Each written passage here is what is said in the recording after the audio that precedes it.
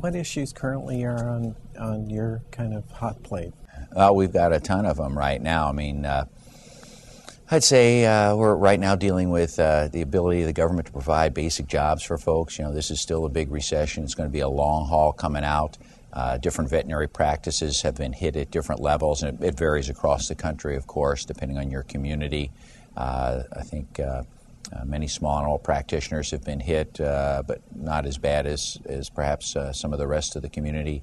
I've heard anecdotally from my veterinary community that the equine practitioner's been hit 30–40%. Large animal, perhaps similar, maybe not quite so much. The farmers are still able to get loans, at least, it seems like, for the most part.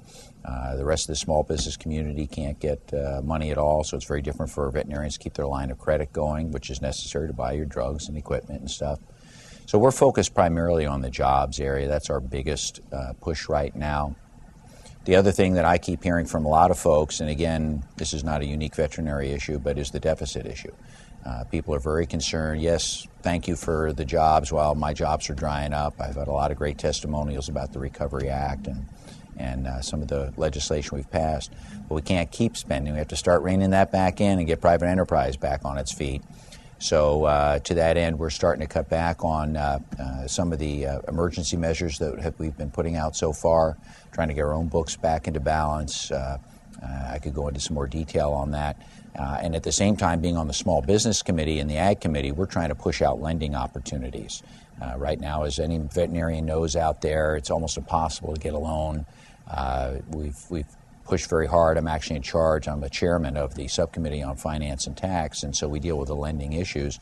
We put out a bill, H.R. 3854, that empowers the Small Business Administration to get more actively involved, guarantee the loans at higher rates to make it more attractive to the banks that are worried about their own balance sheets, cut the fees to make it very accessible. There's even a small line of credit that we put out in the Recovery Act that we're trying to build up in the bill I passed.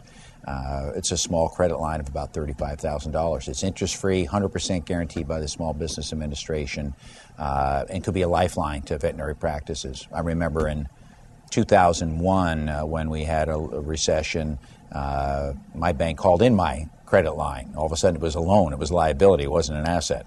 And so I would have loved to have had this type of program to help me through that tough time. We made it, but it was tough.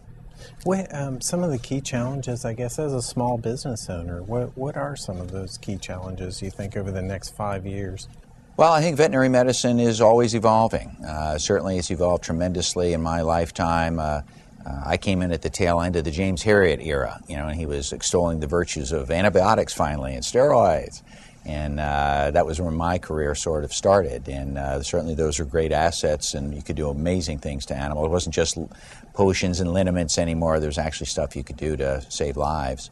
And it has evolved. I mean, we used to do a little radiology when I first started. Now you're doing diagnostic imaging all over the place.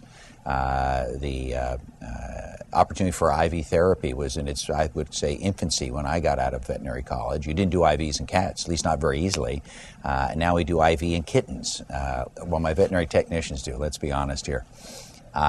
We also have the pharmaceuticals. When I got out of college, the way you castrated a horse is you used a twitch and hope the guy holding that thing was going to be good enough as you made your incisions.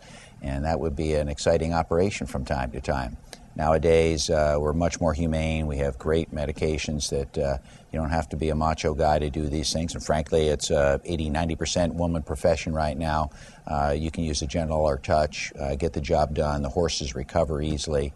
The orthopedic surgery, we used to have all these broken bones. Now it's a lot of soft tissue surgery. It's a great profession that's evolved. And I think the trick here is to continue to stay on the cutting edge. If you want to be a good veterinarian, I think there's going to be more group practices. There will be more corporate type practices, hopefully still with the same veterinary oath behind them of great service and that personal touch that I think makes veterinarians unique in the medical profession, where we still are able to spend time with our patients and our clients. And I hope and pray that that doesn't go away. Learning how to deal with the generic community. I mean, there's going to be a lot more generic drugs, I think, hopefully, that will become available. We'll be able to operate within that purview.